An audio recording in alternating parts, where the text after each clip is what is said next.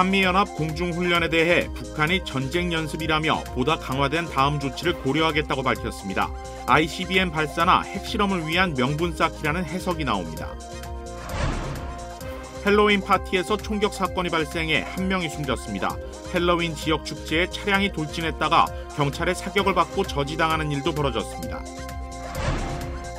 코로나19와 독감 외에 또 다른 호흡기 질환인 RS 바이러스까지 유행하면서 오렌지 카운티 보건국이 오늘 카운티 전체에 보건 비상령을 발령했습니다. 중간선거가 이제 정확히 일주일 앞으로 다가왔습니다. 각 지역 선출직 초선에 도전하고 있는 한인 후보들의 총력전이 이어지는 가운데 각종 여론조사에서 고무적인 결과도 나오고 있습니다. 이태원 사고 희생자 분향소가 LA 한인회관에 마련됐습니다. 많은 한인들이 가족을 잃은 기분이라며 숨진 사람들의 명복을 빌었습니다.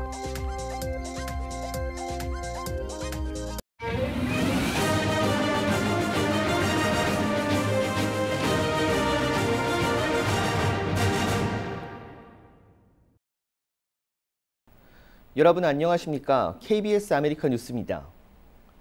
한미연합 공중훈련이 시작되자 북한이 전쟁 연습을 하고 있다며 보다 강화된 다음 조치를 고려하겠다고 밝혔습니다. ICBM 발사나 핵실험 같은 도발을 위한 명분 쌓기라는 해석이 나옵니다. 김수연 기자입니다. 미군의 최신 스텔스기 F-35B가 하늘로 날아오릅니다. 항공모함이나 강습 상륙함에서도 뜨고 내릴 수 있는 F-35B가 처음으로 국내 미군 기지에 들어와 한미연합 공중훈련, 비질런트 스톰에 참여했습니다. 그제부터 오는 4일까지 5일간 진행되는 이번 훈련에는 한국과 미국의 공중전력 240여 대가 투입됐습니다. 2017년 12월 이후 5년 만에 대규모 공중훈련입니다. 한미연합공군의 전략적 전술적 역량을 강화하고 강력한 연합방위체제를 확립하기 위해 훈련 규모를 확대하고 훈련 시작에 맞춰 북한은 외무성 대변인 담화를 내놨습니다. 이번 훈련을 북한의 전략적 대상을 타격하기 위한 침략형 전쟁 연습으로 규정했습니다. 또 올해 잇따른 한미훈련으로 한반도 긴장이 고조됐다고 주장했습니다. 미국이 계속 도발하면 보다 강화된 다음 단계 조치들을 고려할 것이고 미국이 무력 사용을 기도하면 미국도 대등한 대가를 치를 각오를 해야 한다며 강대강 맞대응에 추가 군사조치를 예고했습니다. 미국의 중간선거 전후에서 ICBM 발사를 할 것으로 전망이 되고 미국의 반응에 따라서 7차 핵실험의 시기 및 그 실시 여부를 결정하지 않을까 이렇게 조심스럽게 전망합니다. 북한 군부 핵심인 박정천 노동당 중앙군사위 부위원장도 오늘 새벽 담화를 냈습니다. 박 부위원장은 비질런트 스톰에 대해 도발적 군사훈련이라며 한미가 북한을 겨냥해 무력을 사용할 경우 끔찍한 대가를 치르게 될 것이라고 위협했습니다. KBS 뉴스 김수연입니다. 미국은 북한이 핵실험 준비를 마쳤다면서도 언제 어떤 계기를 삼아 실제 감행할지는 예측하기 어렵다는 분석을 내놨습니다. 김기현 기자가 보도합니다. 미 백악관이 북한의 추가 핵실험 가능성을 지속적으로 우려해왔다면서도 언제 어떤 상황을 계기로 삼아 실제 감행할지는 예측하기 힘들다고 밝혔습니다. 존 커비 백악관 전략소통 조정관은 북한 핵실험은 언제든 가능하다며 이같이 말했습니다. It's difficult to predict with any degree of certainty what the triggering event might be for Kim Jong-un to conduct any number of provocations that he has in recent weeks or he might in future weeks. 커비 조정관은 이 때문에 북한의 동향을 끊임없이 예의주시하고 있다고 설명했습니다. 이와 관련해 미 국무부는 북한을 향해 추가 핵실험을 감행할 경우 엄청난 대가가 따를 것이라는 경고를 재확인했습니다. 반면 북한이 한미연합 공중훈련을 침략형 전쟁 연습이라고 주장한 데 대해선 방어 목적 훈련에 추가 도발 구실을 찾는 것이라고 반박했습니다. 미 국방부 역시 비질런트 스톰은 한미가 오랫동안 계획했던 훈련으로 동맹 방어에 초점을 맞췄다고 강조했습니다.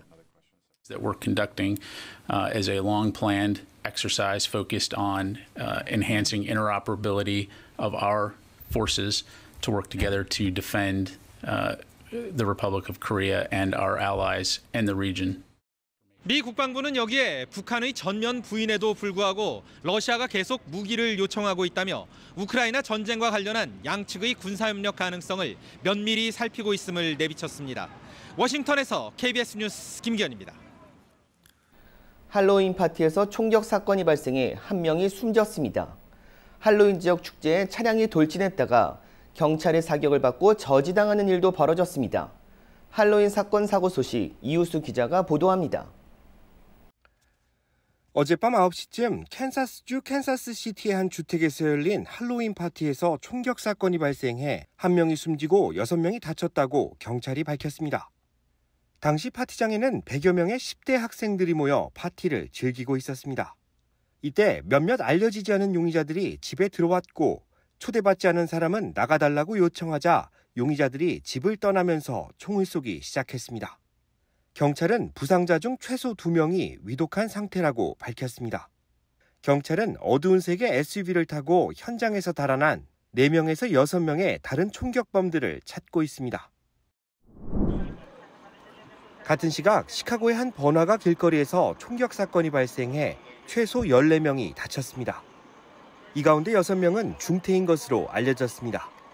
부상자 가운데는 3살 남자아이와 11살 여자아이 등 어린이 3명도 포함되어 있습니다.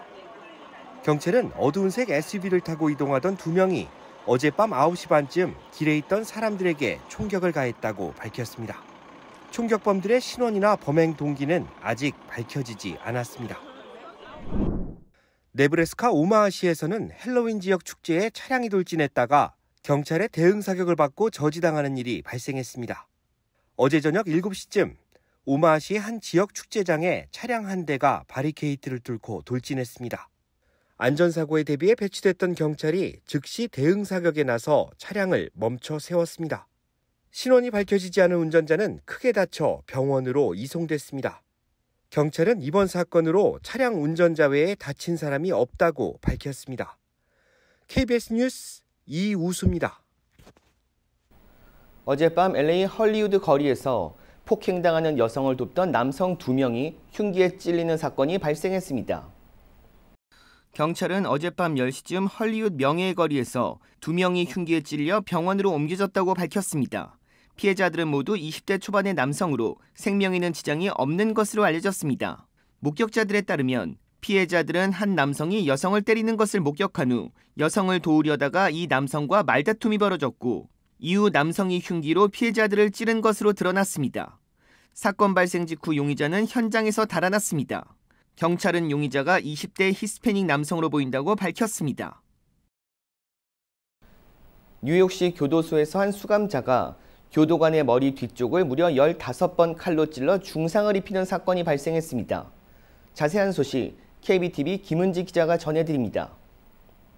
어제 오후 4시 45분경 뉴욕시 라이커스 아일랜드 교도소에서 한 교도관이 수감자에 의해 15차례 칼부상을 입는 잔인한 사건이 발생했다고 당국자가 성명을 통해 밝혔습니다. 교정국 노조 대변인인 마이클 스켈리는 28세 교도관을 칼로 찌른 수감자로 데니스 애플 화이트를 지목했습니다. 애플 화이트는 지난 2021년 임신한 여자친구를 총으로 살해한 혐의를 받고 있는 29세 남성입니다.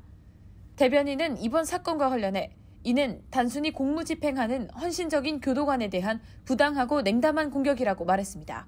그러면서 감옥을 안전하게 지키기 위해 매일 출근하는 우리 동료에 대한 어떠한 폭행도 용납하지 않을 것이라며 데니스 애플 화이트를 다시 한번 체포한다고 말했습니다. 대변인에 따르면 해당 교도관은 혼자 근무를 서고 있었는데 갑자기 공격이 시작됐고 통제관실에서 이를 포착한 두 교도관이 애플 화이트를 제압하기 위해 화학 스프레이를 뿌리기 시작했습니다. 공격을 당한 교도관은 머리 뒤쪽에 15번의 칼부상을 입었습니다. 현재는 의식을 찾았으며 퀸즈 엘머스트 병원에서 검사를 받고 있는 것으로 알려졌습니다. 소식을 접한 에릭 애덤스 시장과 루이스 모놀리아 교정국장은 병원을 방문해 위로를 전했고 애플 화이트의 범행 동기는 조사할 예정입니다. 또 같은 날 한 다른 수감자가 약물 과다 복용으로 사망하면서 올해 들어 지금까지 교도소에서 사망한 수감자 수는 18명으로 올라 작년에 16명을 넘어 2013년 이후 최고치를 기록했습니다. 라이커스 아일랜드 교도소의 안전 문제는 끊임없이 지적돼 왔습니다. 교도관 부족으로 인해 교도관과 수감자 모두에게 위험한 상황이 됐습니다. 뉴욕시장의 관리 보고서에 따르면 올해 회계연도에 수감자들에게서 5,000개 이상의 무기가 회수됐습니다. KBTV 뉴스 김은지입니다. 오렌지 카운티 보건국이 오늘 카운티 전체에 보건 비상령을 발령했습니다. 오렌지 카운티 보건국은 최근 들어 코로나19와 독감 외에 또 다른 호흡기 질환인 RS 바이러스까지 동시에 유행하고 있다고 밝혔습니다. 보건국은 최근 응급실을 찾아 입원하는 어린이들이 크게 늘고 있어 보건 비상령을 내리게 됐다고 설명했습니다. RS 바이러스는 폐를 통하는 기도를 공격해 염증을 일으키는데 어린이나 노약자들이 고위험군에 속합니다. 대표적 증상은 호흡곤란과 탈수증, 고열 등입니다. 매년 RS 바이러스에 감염돼 전국에서 5만 8천 명의 5세 미만 어린이들이 입원하고 100명에서 500명까지 사망자를 내고 있습니다. 또 65세 이상 노인들은 연간 17만 명이 입원하고 사망자는 14,000명으로 추산됩니다. RS 바이러스는 백신이나 항바이러스제가 없어 예방이 중요한데 손을 자주 씻고 마스크를 착용하는 것이 좋습니다. 또 증상이 나타나면 바로 병원을 찾아야 합니다. 저소득층의 렌트비를 보조하는 섹션 A 바우처의 경쟁률이 7.4대 1로 집계됐습니다. LA시 주택국은 지난달 30일 마감한 섹션 A 바우처 신청에 모두 22만 3천여 건이 접수됐다고 밝혔습니다. 이 같은 접수 건수는 5년 전보다 19% 정도 늘어난 것입니다. 주택국이 이 가운데 3만 건을 무작위로 추첨할 예정이어서 경쟁률은 7.4대 1을 기록하게 됐습니다. 3만 건의 명단은 추첨을 통해 다음 달 1일 발표되고 신청자 이메일로 발송될 예정입니다. 당첨될 경우 180일 안에 바우처를 사용할 주택을 확보해야 하며 6개월이 지나도록 사용처를 정하지 못하면 바우처는 다른 사람에게 넘어갑니다. 바우처 신청 현황은 LA시 주택국 웹사이트나 전화 877-621-7328로 확인할 수 있습니다. 중간선거가 이제 일주일 앞으로 다가왔습니다. 각 지역 선출직 초선에 도전하고 있는 한인 후보들이 총력전을 벌이고 있는 가운데 각종 여론조사에서 고무적인 결과도 나오고 있습니다. 윤범수 기자가 보도합니다. 캘리포니아주 하원 67지구에 출마한 유수연 후보 캠프 사무실. 주말을 넘기면서부터 캠프 사무실 분위기가 크게 활기를 띠고 있습니다. 선거가 임박해오면서 여러 비공식 여론조사에서 상대 후보와 초박빙 또는 미세하게 앞서는 결과가 나오고 있기 때문입니다. 민주당 텃밭인 캘리포니아에서 공화당 한인 후보의 선전에 지난 주말에는 공화당 하원 지도부까지 다녀가며 선거를 지원했습니다. 이기면 기적이다. 아니 그렇게 노골적으로 얘기해 주신 분도 있어요. 10월 21일부로 역전이 돼서 뒤집어지고 있어요. 저도 놀라워요. 예. 그래서 그날부터 제 상대 후보가 저에 대한 공격을 현재 10여 명의 자원봉사자들의 도움을 받으며 가가오를 방문하는 발로 뛰는 선거를 펼치고 있는데 잘못된 공교육을 바로잡겠다는 신념과 함께 정책 위주의 뚜렷한 공약이 점차 이 지역 60%가 넘는 한인과 라티노 유권자들의 마음을 사고 있습니다. 일주일 사이에 아직 투표하시지 않은 분들의 투표 한 표로 차세대를 살린다는 마음으로 그 소중한 한 표 부탁드리겠습니다. 이제 선거까지 남은 시간 정확히 일주일. 이곳 선거 캠프에서는 한 명의 유권자라도 더 끌어모으기 위한 막바지 총력전이 벌어지고 있습니다. 캘리포니아 선출직 초선에 도전하는 또 다른 한인 후보들도 현재까지 선전 중입니다. 오렌지 카운티 슈퍼바이저에 도전하는 써니박 후보와 한인타운을 포함한 연방 하원 34지구에 출마한 데이빗 김 후보 역시 현재 거물급 현직 의원들을 상대로 박빙의 레이스를 펼치고 있습니다. 이제 선거까지 남은 기간은 정확히 일주일. 후보들 간 지지율 격차가 줄어들수록 한인 유권자들의 표심이 한인 후보들의 당락을 결정지을 전망입니다. KBS 뉴스 윤범수입니다. 리카르소 LA 시장 후보가 오늘 LA 한인타운 업소들을 방문해 한인 사회가 보내준 성원에 승리로 보답하겠다며 거리 유세를 펼쳤습니다. 리카르소 후보는 LA 한인타운 도착과 함께 이태원 사고 희생자들을 추모하는 검은 리본을 달았습니다. 카르소 후보는 거리 유세에서 한인 업주들과 업소를 찾은 고객들을 만나 지역 주민들의 의견을 듣기도 했습니다. 카르소 후보는 LA시의 노숙자와 치안 문제 해결이 시급하다고 밝히고 자신도 소상공인으로 시작한 점을 강조하며 한인과 소상공인들을 위한 정책에 앞장서겠다고 밝혔습니다. 또 시장 출마 후 보내준 LA 한인사회 성원에 감사를 표하고 시장이 돼서도 한인타운을 찾는 시장이 되겠다며 한인들의 지지를 호소했습니다. 오늘 LA 한인회관에 이태원 사고 희생자 분향소가 마련됐습니다. 한인들은 내 가족을 잃은 기분이라며 숨진 사람들의 명복을 빌었습니다. 오늘 오전 LA와 오렌지 카운티 지역 한인들은 LA 한인회관에 마련된 이태원 참사 분향소를 찾아 조문했습니다. 뜻을 펴보지도 못하고 숨진 청춘들을 TV로 지켜본 한인들은 내 가족의 일처럼 통탄하며 애도와 위로를 보냈습니다. 아프죠, 가슴이. 내 딸, 내 아들인데 똑같이 했겠어요? 그래서 왔죠. 지금도 생각하면 눈물이 흘쩍하는데요. 그거 당연히 나오는 것 같아요. 한인 조문에 앞서 제임스 한 LA 한인 회장과 한인의 이사들도 무거운 마음으로 고인들을 위로했습니다. 같은 한국인으로서 한인으로서 여기 미국에 멀리 떨어져 있지만 가족분들한테 좀 위로가 될 수 있게끔 같이 위로의 말씀을 좀 드리고 싶어서 이렇게 분향소를 셋업을 하게 됐습니다. LA 한인의 이태원 참사 사망자 분향소는 오전 11시부터 오후 6시까지 오는 금요일까지 운영됩니다. 한국 정부와 경찰은 이태원 사고처럼 그동안 주최측 없는 다중 밀집 상황에 대해선 대응 매뉴얼이 없다는 입장을 취해왔습니다. 그런데 경찰이 해야 할 일, 법에 명시돼 있었습니다. 장혁진 기자가 취재했습니다. 그제 중대본 브리핑. 주최자가 없는 행사라는 경우가 거의 사실은 상황이나 유례가 없는 상황이었기 때문에 지침이나 매뉴얼을 이렇게 가지고 있지 않았는데요. 헬로윈처럼 주최 측 없는 자발적 모임이라면 아무리 많은 인파가 모여도 경찰력 동원에 근거가 부족하다는 논리였습니다. 하지만 주최자가 있건 없건 경찰의 적극 대응 의무는 현행법에 명시돼 있습니다. 경찰 업무를 정한 이 법률. 극도의 혼잡 상황이 발생하면 경찰은 모인 사람들에게 필요한 경고를 할 수 있고 경우에 따라선 피난을 시켜야 한다고 규정합니다. 그 상황이 구체적으로 어떤 걸 말하는지에 대한 세부 판단 기준은 명기되지 않았습니다. 그러나 이태원 현장이 극도로 혼잡한 그 상황이었음은 따로 설명이 필요치 않은 대목이고 경찰도 그 부분에 대한 간과 책임을 따질 것으로 보입니다. 참사 당일 신고가 어느 선까지 보고됐는지, 책임자는 그것을 극도의 혼잡 상황으로 판단했는지, 또 어떤 지시를 내렸는지 등이 감찰의 핵심 쟁점입니다. 각급 지휘관과 근무자들의 조치가 적절했는지 등도 빠짐없이 조사할 것입니다. 무엇보다 정부나 경찰 스스로가 그동안 이 법조항을 의무로서 인지하지 않았고 따라서 소극적 태도를 보여왔다는 지적도 있습니다. 경찰 공권력의 작용이 국민의 안전 보호보다는 경찰관이 사후에 받을 수 있는 불이익 때문에 소극적으로 진행되는 부분을 막아야 한다는 거죠. 주최 측의 유무를 떠나 혼잡 상황은 그 자체로 재난이 될 수 있음을 온 국민이 뼈아프게 목격했습니다. 이제 남은 건 같은 일이 되풀이되지 않도록 책임과 규정을 더 명확히 다듬는 일입니다. KBS 뉴스 장혁진입니다.